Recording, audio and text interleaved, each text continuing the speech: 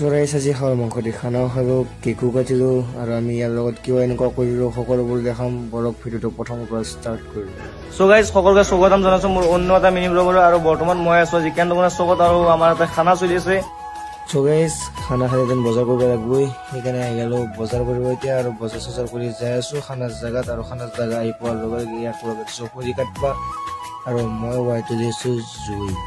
চ' guys জুইটো তোলাত বহুত কষ্ট হৈছে দেই কি কম আৰু তাৰপিছত আমাৰ কেক আহি পাইছে বাৰ্থডে বয় কেক কাটিম আৰু গাইজ কেক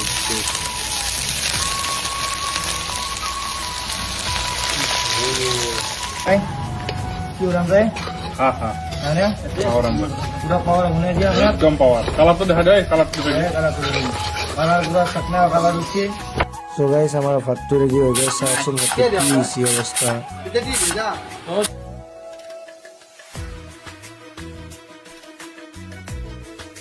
সো গাইস আজিৰ খানাটো ইমানেই আছিল।